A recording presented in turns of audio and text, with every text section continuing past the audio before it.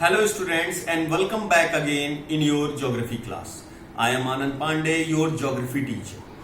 Students, all of you know that we have started the topographical maps and now we have understood about the few topics that are given in the topographical maps. So now students, today our topic is the settlement. Okay.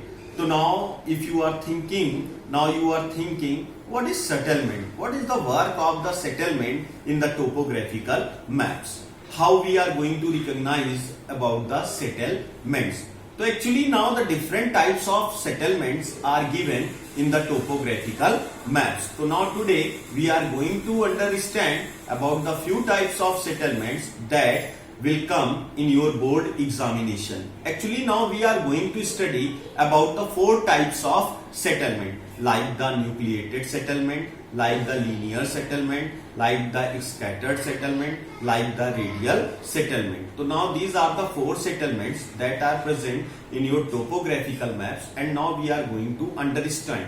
So before understanding, now I am give you some introduction of this settlement. Actually now when the word settlement is used for the topographical maps, so actually these settlements are the small towns, small villages, or villages. So now these types of settlements are present in our topographical maps, and the houses that are situated in this type of settlements are showing with the red color box. So now some patterns. Some patterns are present of the settlements, and with the help of these patterns we are going to recognize the type of settlement. So now let us students, we are going to understand about the patterns of the settlements that are present in our topographical maps. So now students, all of you see in your book, so now types of settlements, classification of the settlements based on a pattern. So first we are going to understand about the linear settlements. In linear settlements, houses are usually stretched out along the local road, river, canal or railways line. Linear settlements are also known as the river pattern settlements. अब student जो पहला point हमारा आ रहा है उसके बारे में हम लोग समझ रहे हैं लीनियर सेटलमेंट्स. ठीक है. अब लीनियर सेटलमेंट्स को समझने के लिए जैसे अगर हम लोग इस डायग्राम की हेल्प ले तो बेटा ये आप देख रहे हैं इसे रोड बोलते हैं. ये रोड है और इस रोड के किनारे किनारे जो मकान बने हुए हैं उसे हम लोग देख रहे हो. ये रेड बॉक्सेस है. These red boxes are the houses, और शॉप भी हो सकती है और कुछ भी हो सकता है, लेकिन इसे अभी हम लोग हाउसेज बोलेंगे. तो आप देखेंगे इस रोड के किनारे किनारे हाउसेज बने. तो जब कोई सेटलमेंट रोड के किनारे मिलता है, रेलवे ट्रैक्स के किनारे मिलता है, तो उसे हम लोग लीनियर सेटलमेंट्स बोलते हैं. क्या बोलते हैं? लीनियर. एक लाइन के सीध में अगर कोई सेटलमेंट मिल जाए, जैसे अगर ये एक रोड जा रही है और इसके अगल बगल इस तरीके से रेड बॉक्सेस आपको देखने को मिल जाएं, रेड बॉक्सेस इधर मिल जाए देखने को, रेड बॉक्सेस ऐसे, तो this pattern is now showing the linear pattern. कभी कभी एग्जाम में पूछता है, तो एग्जाम में कैसे पूछेगा? बोल देगा ग्रिड नंबर 1649.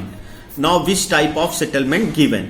अब मान लो ये ग्रिड नंबर 1649 थी हमारी, तो अब यहां पे हमें देखना है कि यहां पे किस तरीके का सेटलमेंट दिया है. तो अब देखो ये रोड इधर से भी जा रही है, रोड इधर से भी जा रही है और इसके अगल बगल रोड से लगे हुए मकान बने हुए हैं, तो इसको बोलते हैं लीनियर सेटलमेंट. अब दूसरा आते हैं डिसअपीयर्ड और स्कैटर्ड सेटलमेंट. डिसअपीयर्ड और स्कैटर्ड सेटलमेंट का मतलब होता है कि दूर दूर सेटलमेंट होना. जैसे आप देखते होंगे गांवों में एक मकान यहां बना है, एक मकान उस खेत में बना है, एक मकान उस खेत में बना है. तो जब स्कैटर्ड मतलब फैला हुआ, तो जब इस तरीके का आपको सेटलमेंट दिखे, एक घर यहां दिख रहा है, दूसरा घर थोड़ी दूरी पे दिख रहा है, तो उसे हम लोग बोलते हैं डिसअपीयर सेटलमेंट और स्कैटर्ड सेटलमेंट. तो एक बार हम लोग डायग्राम पे आते हैं. तो बेटा देखो एक रोड ये आ रही है और एक रोड ये आ रही है, और यहां पे आप देख रहे होगे ये मकान बने हुए हैं ना, दूर दूर बने हुए. तो इस तरीके के सेटलमेंट्स को हम लोग बोलते हैं स्कैटर्ड सेटलमेंट और डिसअपीयर्ड सेटलमेंट. अब अगला हम लोग आ जाते हैं सी, जिसको हम लोग बोलते हैं radial settlement. In such settlements houses are in star like cluster around a tank lake factory. ठीक है, अब उसके बाद से हम लोग देखते हैं ये जो डायग्राम हमें शो कर रहा है ये रेडियल सेटलमेंट है, मतलब एक गोलाई बना रहा है, या बीच में कोई एक पार्क हो सकता है, कोई पॉन्ड हो सकता है, और उसकी गोलाई लिए हुए ये इस तरीके से सेटलमेंट हो रहा है। तो इस तरीके के सेटलमेंट को हम लोग बेटा बोलते हैं रेडियल सेटलमेंट। फिर अगला आ जाते हैं nucleated, the most common settlement that present, सबसे ज्यादा कॉमन सेटलमेंट हमें यही देखने को मिलता है, न्यूक्लिएटेड सेटलमेंट। अच्छा बेटा एक चीज और बता दूं मैं तुम्हें, न्यूक्लिएटेड सेटलमेंट की सबसे, अगर तुम्हें न्यूक्लिएटेड सेटलमेंट की पहचान करनी है तो उसका सबसे अच्छा तरीका है कि वहां पे पुलिस स्टेशन भी होगा, पोस्ट ऑफिस भी हो सकता है, डाक बंगला भी हो सकता है, मॉस्क्यू भी हो सकता है, टेम्पल भी हो सकता है, चर्च भी हो सकता है। तो जहां पे आपको ये सारी चीजें दिखें तो आप समझ जाइएगा कि वो न्यूक्लिएटेड सेटलमेंट। और ज्यादातर हमारे टोपोग्राफिकल मैप्स जो दिए गए हैं वहां पे ज्यादातर क्या किस तरीके के सेटलमेंट दिए गए हैं, न्यूक्लिएटेड टाइप के सेटलमेंट दिए गए। तो ये चीज ध्यान रखना है आपको। तो एक बार हम लोग देख लेते हैं, जैसे आप देखो बहुत ही घनी आबादी, यहां पे जो आबादी होती है बहुत घनी। पीएस का मतलब होता है पुलिस स्टेशन, पीओ का मतलब होता है पोस्ट ऑफिस, ये देखो ये टेम्पल दिया गया, ये देखो ये मॉस्क्यू दिया गया। एक बार इसको देख लेते हैं। The major functions of the towns and trade, transport, resource extraction, industrial production, defence administration, culture and recreation. The importance of settlement is reflected by the size and the number of routes which meet there, the network of the roads, railways और ठीक है। तो समझ गए, मतलब जहां पर activity work आपको ज्यादा देखने को मिल रही है, जहां पे पुलिस स्टेशन भी आ रहा है, कोई फैक्ट्री भी आ रही है, कोई इंडस्ट्री भी आ रही है और बहुत घनी आबादी है, रोड का जाल आपको बहुत ज्यादा देखने को मिल रहा है, तो these are the science of the nucleated settlement. एक बार फिर से हम लोग इस सेटलमेंट पैटर्न्स को रिवाइज करते हैं। ये देखो बेटा, ये रोड के चारों तरफ जो मकान इस तरीके से बने दिखें तो इसको लीनियर सेटलमेंट बोलना। जब दूर दूर मकान कहीं पे दिखें तो उसको डिसअपियर्ड सेटलमेंट बोलेंगे। जब कोई चीज एक सर्कल फॉर्म में सेटलमेंट दिखे तो वो रेडियल सेटलमेंट हो गया।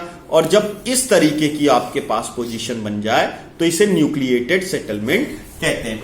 अब बेटा ये था हमारा एक नंबर या 2 नंबर में पूछता है, ये कभी कभी 2 मार्क्स का टोपोग्राफिकल मैप्स में आ जाता है कि सेटलमेंट। और कभी बच्चे जानते हो क्या है कि बच्चे कभी कभी यहाँ पे गलती कर बैठते हैं, वो सेटलमेंट का पैटर्न की वजह सेटलमेंट का गांव का नाम लिख देते हैं, जैसे अनाद्रा विलेज हो गया या और कोई विलेज हो गया, तो इस तरीके से वो विलेज का नाम लिखते हैं। तो आपको जब विलेज का नेम पूछे, right the name of the village, तब आपको विलेज का नेम लिखना है। लेकिन अगर पूछे द टाइप ऑफ पैटर्न तो आपको रेडियल, न्यूक्लिएटेड, डिसअपियर, इस तरीके के लीनियर, इस तरीके से आपको सेटलमेंट के नाम लिखने।